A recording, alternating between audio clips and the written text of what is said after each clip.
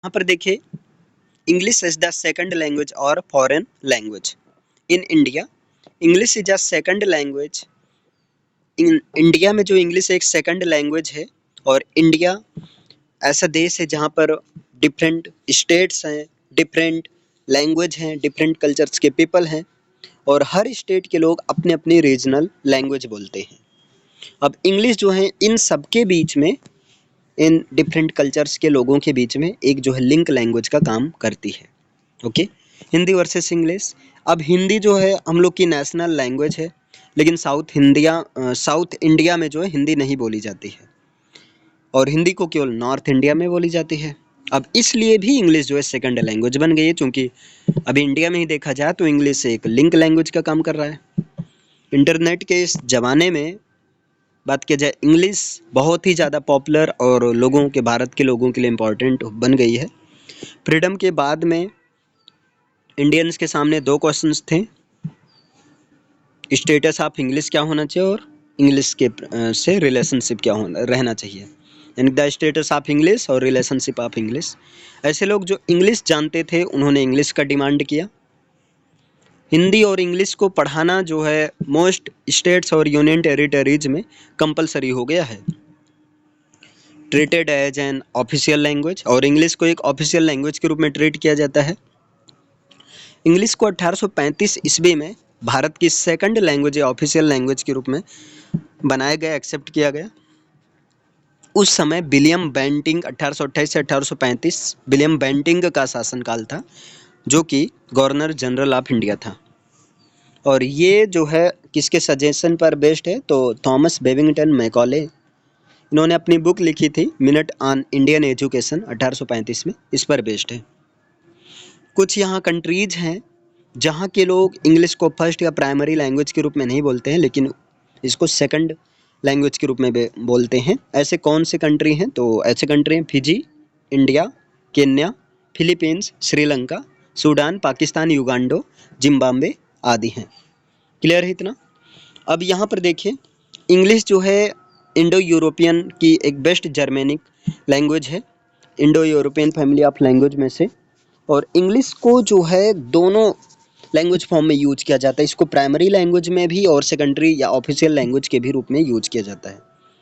English को primary language के रूप में यूज किए जाती है कई सारे कंट्री के द्वारा, जैसे हैं Australia, Bermuda, Canada, Ireland, New Zealand, Singapore, United kingdom, United states और भी कई सारे कंट्री हैं।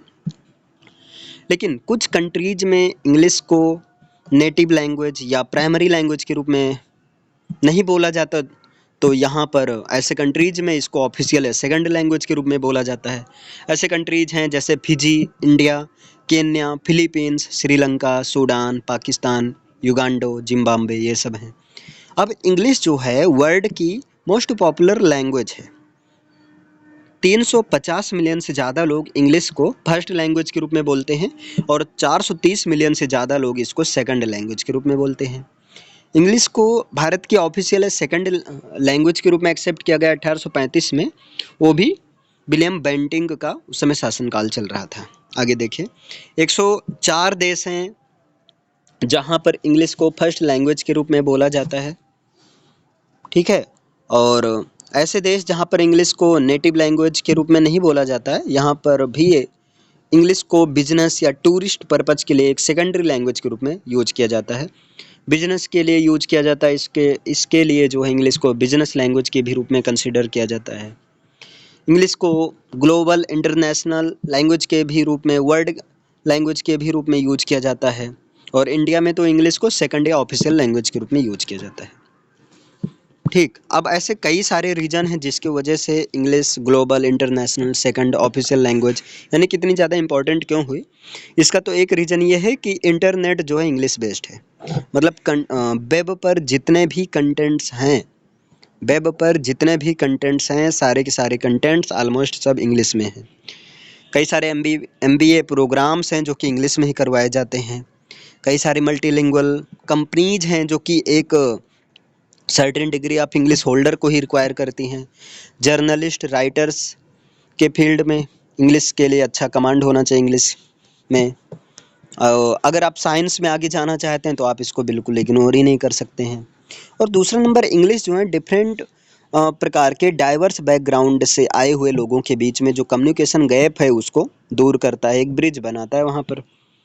इंग्लिश को ग्लोबली रूप से डिफ़ॉल्ट लैंग्वेज के रूप में कंसीडर किया जाता है एकेडमिक्स में, साइंस, टेक्नोलॉजी, बिजनेस फिल्म्स,